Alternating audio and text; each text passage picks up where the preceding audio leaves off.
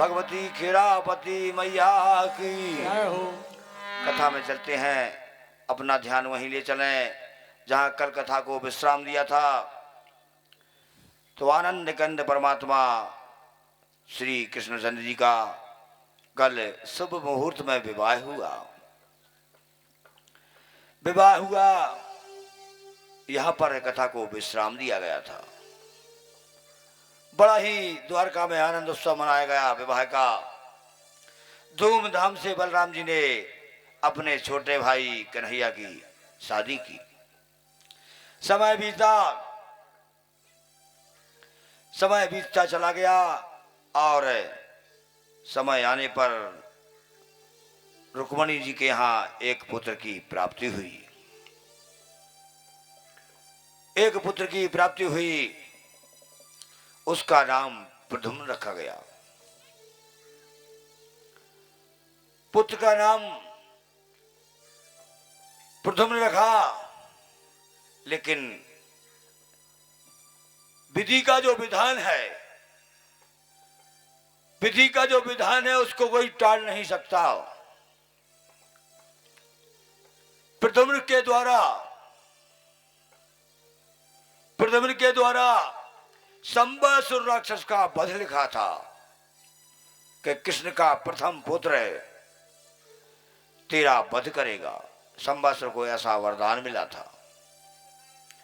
संबासुर जो है बड़ा प्रतापी राक्षस था। समय देख रहा था कि कब कृष्ण का पुत्र हो। मायावी था। समय आने पर उसने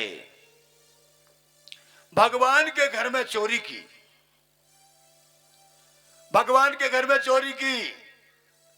और प्रसूति का ग्रह से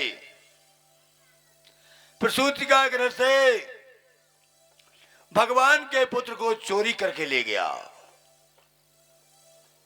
आकाश मार्ग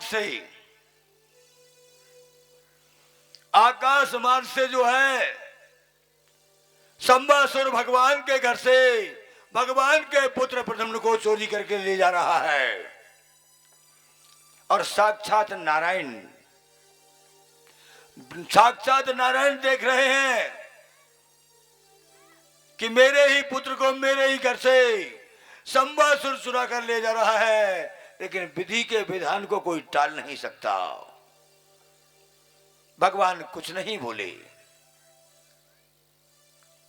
रुक्मणी को जब पता लगा, रुक्मणी रोने लगी, कहाँ है मेरा पुत्र?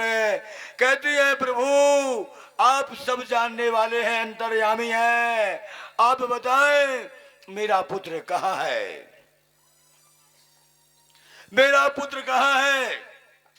भगवान कहते हैं रुक्मणी मैं कुछ नहीं कर सकता। विधि का जो विधान है, कर्म का जो लेख है, वह तो सभी को भोगना पड़ता है। मैं सब कुछ जानता हूं, उसके बाद भी मैं कुछ नहीं कर सकता। संबासुर आकाश मार्ग से ले जा रहा है बालक को और ले जाकर अपने महल में पहुंचा। महल में ले जाकर के बच्चे को लिटाकर और तलवार निकाल कर मारने के लिए जैसे ही तैयार हुआ, जैसे ही तलवार निकाल के मारने को तैयार हुआ, तो विधि का विधान देखो। नारद जी ने बीना उठाई और कहा श्रीमान नारायण नारायण नारायण।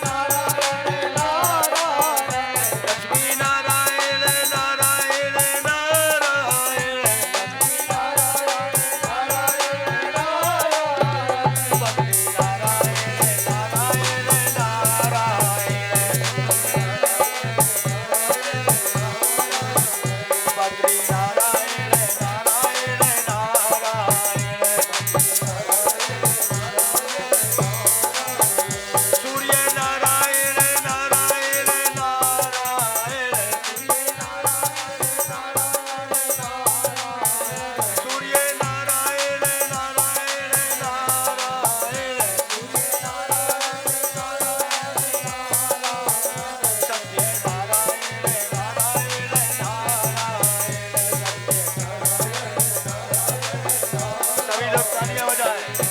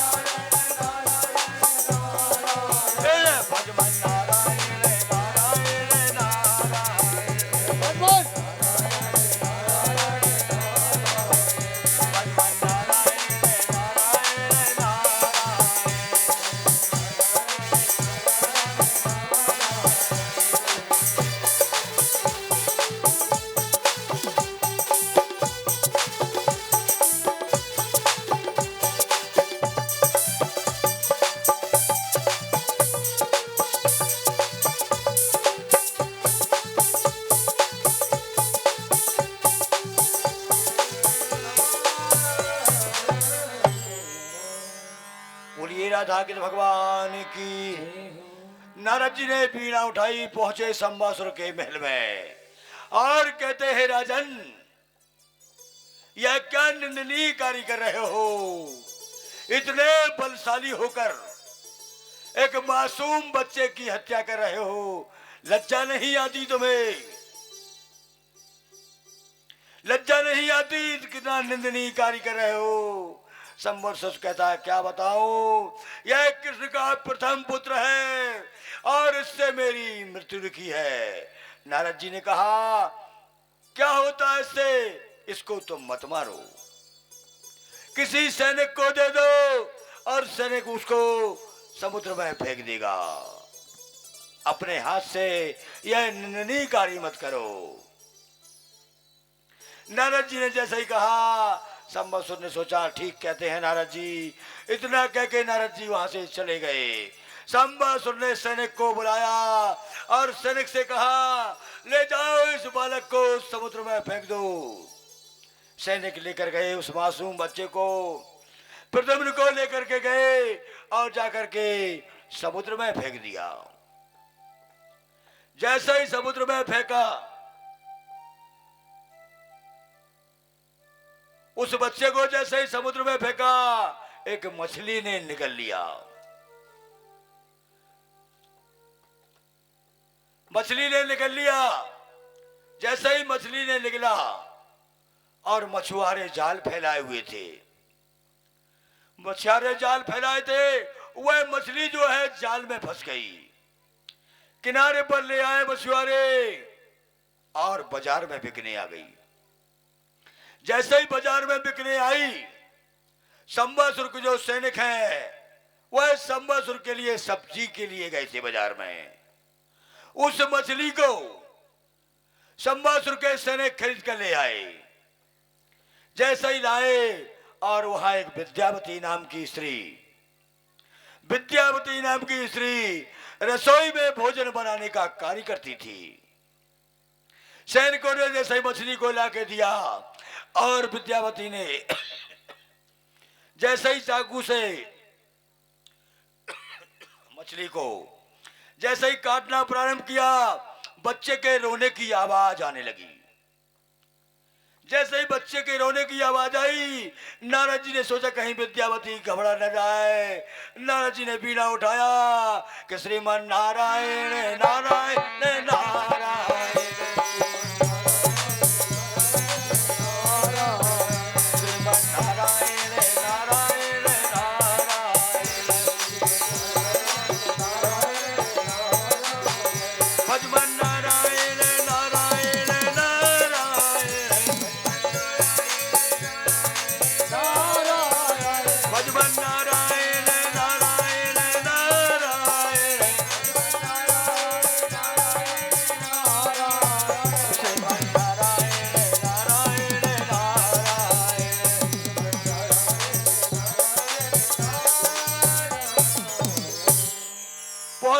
विद्यावती के पास में नारद जी कहते हैं, कान पकड़ के उसका विद्यावती के कान में कहते हैं कि विद्यावती यह तेरा पति है, यह तेरा पति है। वह कहती है यह बालक मेरा पति कैसे हो सकता है। नारद जी कहते हैं त्रेता युग में जब भगवान शंकर समाधि में लीन थे, उस समय तेरा पति कामदेव तो उसकी पत्नी रति थी, और कामदेव ने जब समाधि भंग करने की कोशिश की उस समय त्रेता युग में, तो जब से बेटी सर नयन उघारा तेरे काम भया उजारा।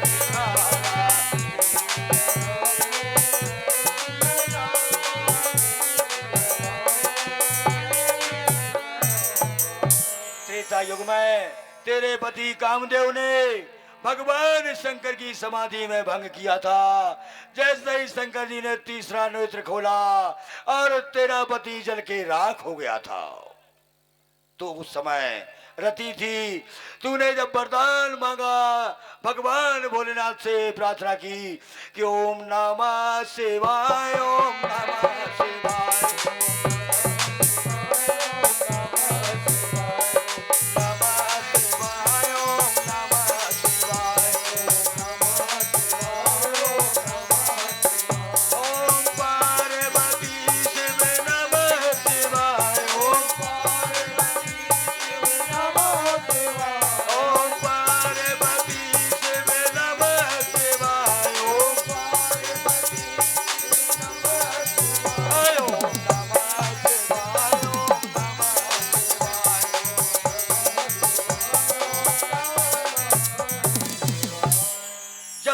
भगवान भोलेनाथ की आराधना की। उस समय भोलेनाथ से तूने जब वरदान मांगा,